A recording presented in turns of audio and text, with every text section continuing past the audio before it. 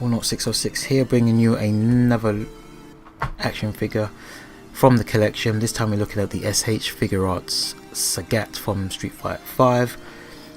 I say Street Fighter 5 doesn't look like anything like his Street Fighter 5 look. There's a lot of things that just look strange with this figure, and we're gonna go over a lot of those, starting with the fact that once again this entire line confuses. It says Street Fighter 5, that's what it says on the box, but the characters don't really look like their Street Fighter 5 selves. We've seen this for a number of the figures, and Sagat is just another one. He looks more like his Street Fighter 2 look. He's a lot slimmer, which is how he looked in Street Fighter 2, whereas any kind of media from the past decade, over a decade, he always had a more bulkier look, and he has that in Street Fighter 5 as well. A much muscular, much more bulkier look. But that's just one of the only strange and weird choices that they've gone with this figure.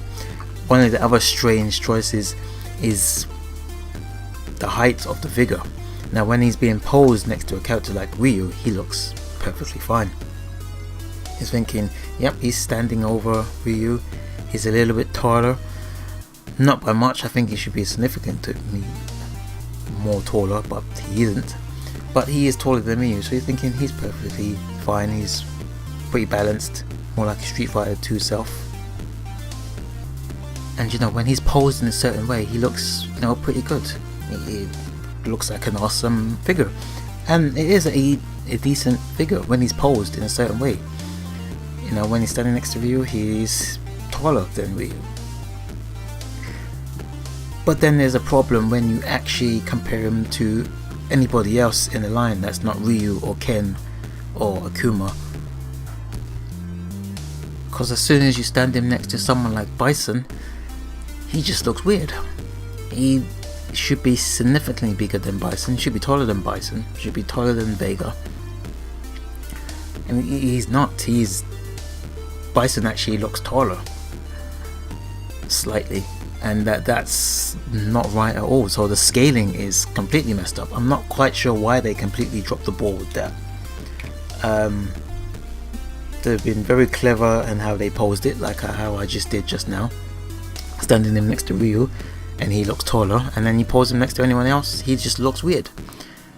And then we move on to a very older figure that I have in my collection, the Soda Toys Street Fighter 2 Sagat, or Alpha Sagat. I'm not sure which one this was based on. I'm going to say Alpha.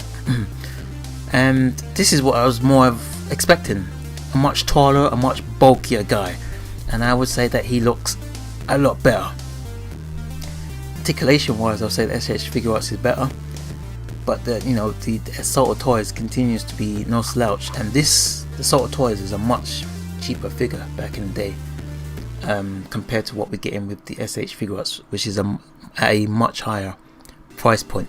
And it's so weird why they've decided to make this choice. It's not like they haven't done big characters before. They do it all the time. So they've completely dropped the ball with the scale on this one particular character. That kind of messes up the entire collection, because you got this one guy that should be tall and he's not. And it's kind of definitely not the look that he's had for the past decade, which is the taller, bulkier look which he's had for the past decade. Anyway, moving on. There are just some other weird design choices, like the shorts. They're movable. I guess it's to allow for the articulation, which is okay, but the plastic they've used is a kind of a hard plastic for whatever reason. I'm sure they could have gone with a more softer, more flexible plastic. They've done that before. I'm not sure why they've gone with this hard plastic, and it's just kind of a weird design choice that these shorts can just move in that way with this hard plastic. And also this kind of torso joint here is very thin here, and a lot of the articulation are kind of exposed, and I have a problem with that.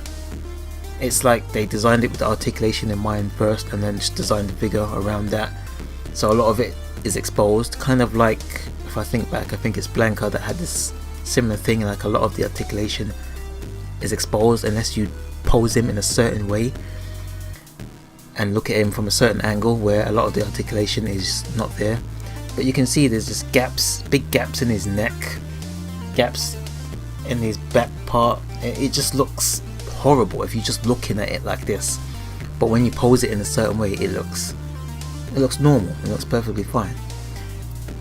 But it just ruins the whole figure, and it's just a rubbish design choice. He's not the only figure in this line to have this issue, but a lot of the other characters have either some kind of clothing like Ryo, Ken or Kuma that hides a lot of this articulation very well, but he doesn't have any of that, and it's just exposed for everyone to see. And that kind of brings me on to my last point. There are some other stuff that you may complain about, like the colouring of his skin. Maybe it's a bit too orange, too dark. In certain lighting conditions it looks fine compared to other lighting conditions, so I'm not going to bag on that too much. The other thing is the whole idea of this fighting body that we've had. There doesn't really seem to be any more advantage to the fighting body which is being used on these Street Fighter characters from the S.H.Figuarts line compared to just the normal S.H.Figuarts. Like, look at the main Dragon Ball line. He has pretty much the same amount of articulation, probably more so than the Sagat, and this figure can do just about everything that the Sagat figure can do. So I'm not quite understanding the whole fighting body, and they've pushed that on the packaging where it said on the back there's this fighting body, and it's like, well, you're not really, I think you're more hindered than the normal S.H.Figuarts line. It doesn't really seem to be that much of a difference. One of the problems I have with it is kind of the waist. It doesn't really turn that well compared to like the S.H.Figuarts Ultra Instinct Goku, where I can turn it just fine. I can turn the upper torso, I can turn the waist just fine. Maybe it's just my figure, Sagat figure, where I can't turn the waist properly, but that's how it is. So I'm not really seeing the advantage of this fighting body and then posting it on the box saying like, yeah, you can do all these impressive things. Yeah, you can, but so can the regular S.H.Figuarts stuff. But anyway, it's going to be a very short video. I am happy to have it in the collection. It's nice. I hope they do continue to at least make the original 12. It's hard to tell with this line. It just kind of randomly pops up saying it's coming soon, compared to some of the other lines like the main Dragon Ball line. They are chucking out figures left, right and center.